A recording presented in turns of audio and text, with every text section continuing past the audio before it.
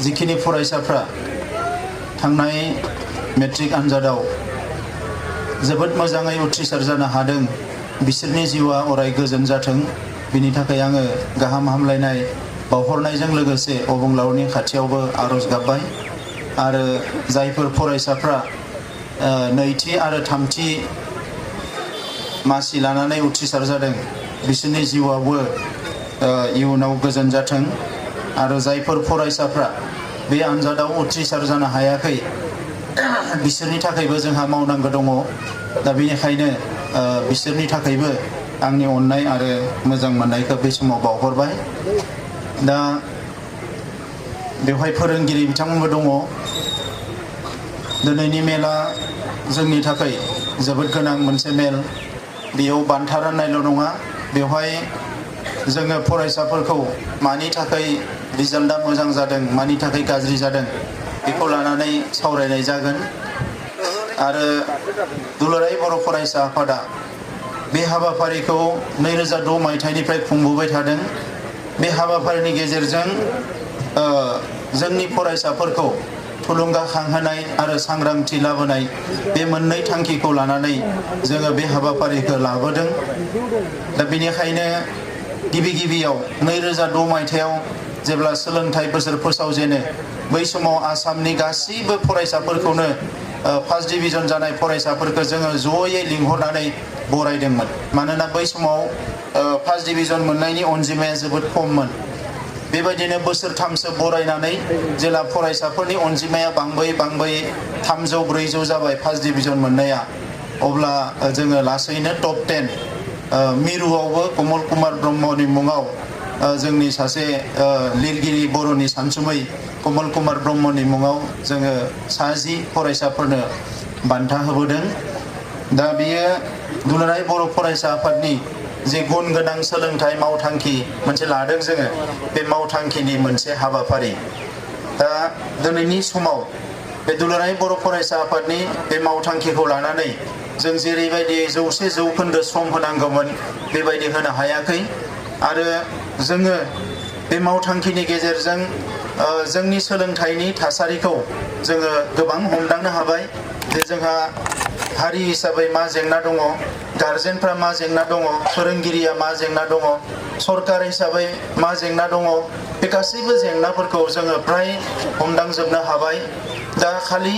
जोंहा खामानि मावनायनि थाखायल' सम लानांसिगौ बेबायदि मोनसे थासारिखौ जों नुदों दा गोबाव समाव जोङो बर' बिजों हिसाबै नेग्लेक्ट खालामजोबनाय नेवसिजानाय मुगैजानाय एबा मालायफोरजों डिप्राइभ खालामजानाय बन्सित खालामजानाय बेबायदि मोनसे थासारिखौ जोङो मोनबोदों आरो बेनिफ्राय दासिमबो उदां नङा दिनैबो गोबां बर' मिडियाम फरायसालिफ्रा भेन्सार जानानै दङ नांगौ बायदियै फोरोंगिरि मोनाखै लेखायाबो थोजासे नङा गोबां जेंना दाबो बर' बिजोङाव दङ दा बै जेंनाफ्रा बर' बिजोंनि फरायसाफोरखौ मोजां मोनसे थासारियाव लेखा सोलोंनायाव गोबां जेंना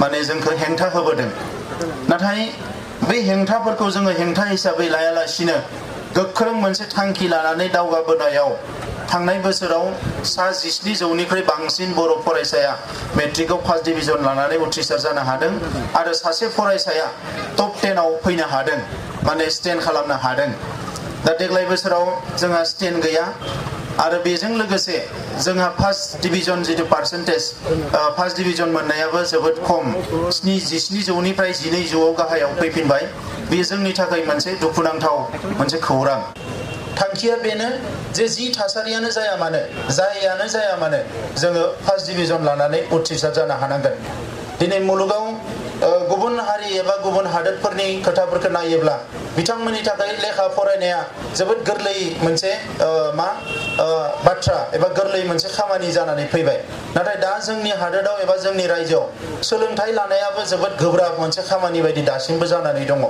जोङो दाबो बेखौ इजि लानो हायाखै जोङो दाबो बेखौ गोरलै लानो हायाखै बिनि थाखायनो जोंनि बिमा बिफायाबो गोरलै लानो हायाखै फोरोंगिरिफ्राबो हायाखै फरायसाफ्राबो हायाखै आरो मोनसे खामानिखौ जेला बिराद गोब्राब होननानै जोङो गिग्रोखायो अब्ला बे खामानिखौ जों मोजाङै मावनो हाया दा बेनिखायनो बेखौ मोनसे एनभायरनमेन्ट जि मोनसे थासारि दानांगौ बिनि थाखाय जोंहा गोबां खामानि मावनांगौ दाबो दङ दिनै मोनसे समाव जोंहा मेडिकेल कलेजा खममोन, इन्जिनियारिं कलेजा खममोन, इउनिभारसिटि कलेजफोरनि अनजिमाया खममोन, नाथाय दायो लासै लासैनो कलेज इउनिभारसिटिनि अनजिमाया बारायबोदों।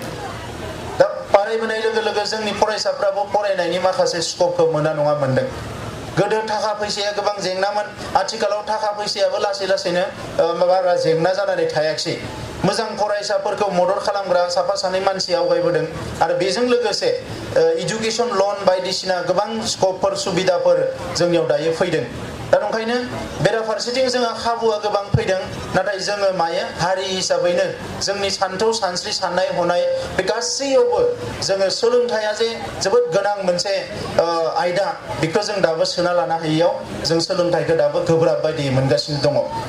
दा बेनिखायनो मानगोनां फोरोंगिरि नोंथांमोन, फरायसाफोर, रायजो राजा नोंथांमोन, मोनसे हारिया थांना थानांगौबा बयनिख्रुइ गोनांसिन हाबा मावनांगौआनो जाबाय सोलोंथाइ लानाय। सोलोंथाइ लानायनि अनगायै गुबुन खुनु मोनसे आयदा गैया जाय जोंनि हारिखौ जोङो गोख्रों खालामनो हागोन। थाखा फैसा खामायनाय, दिनै जों सोरबा सानो जे थाखा फैसा गोनांफ्रासो बिराद जौगानो हायो होननानै, किन्तु सोलोंथाइ लायाबा थाखा फैसायाबो जेबो खामानियाव फैया। गुबुन गुबुन आयदाफ्रा जेबो खामानियाव फैया जेब्लायसिम नोंनियाव थाखा फैसा सोलोंथाइया गैया। दिनै आफ्रिकानि हादोरफ्राव कंग' नोंथांमोना खोनादों, कंग' होननाय हादोर, रुवान्डा होननाय हादोर, गोबां हादोर दङ आफ्रिकायाव। बै हादोरफ्राव मा मोनो? सना मोनो, हिरा मोनो। सना हिरा मोनो बिसिनि हादोराव। 1 किल'मिटारावनो सना मोनो, 1 किल'मिटारावनो हिरा मोनो, बायदिसिना गोनां गोनां खनि बेसाद, खनि मुवाफोरखौ बिसिनि हा सिङाव मोनो। नाथाय बे हादोराव ओंखाम मोनजायालासिनो मानसिया थैगासिनो दङ।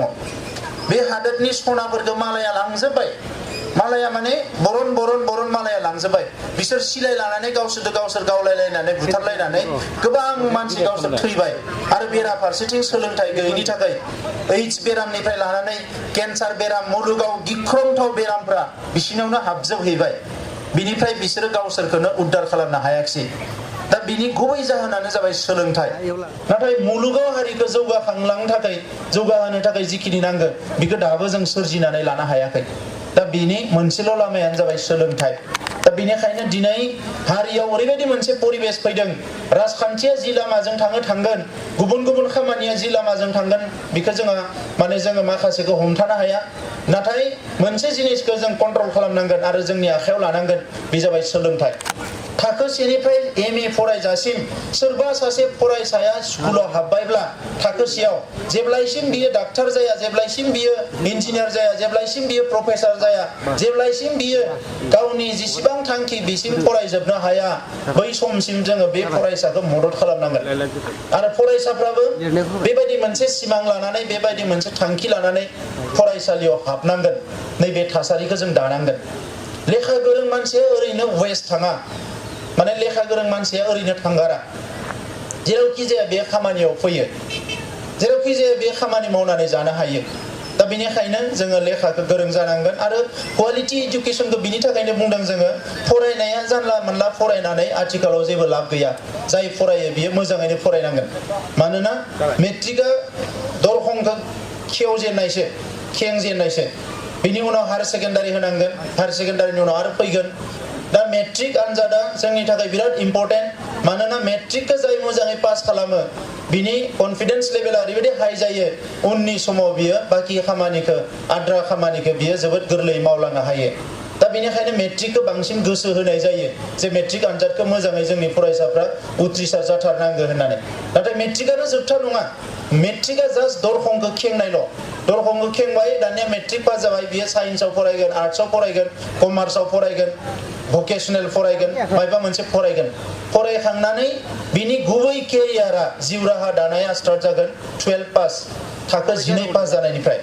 आरो थाखो 11, थाखो 10निफ्राय थाखो 11, 12 बेखिनि समा बिराद इम्पर्टेन्ट। जोंहा मेट्रिक पास जानाय लोगो लोगो सोरबा बिराद रंजानानै गावखौनो हगारसारनानै होबाय, उनाव हायार सेकेन्डारि आनजादा गाज्रि जाहैबाय, उनाव थांनानै जेरावबो थांनो हायाखिसै। गोबां बर' फरायसाफोरखौ बिदि जानायबो नुदों। दा बेनिखायनो फरायसानि जिउआव खुनु मोनसे ओरैबायदि सम गैया गावखौ हगारसारनो हानाय। जेब्लायसिम बिनि थांखियाव बियो सहैनो हाया, अब्लासिम बियो गावखौ हगारसारनो हानाय नङा। जाय हगारसारो बियो एट एनि ममेन्ट, एट एनि लेभेल बियो धंस' जागोन।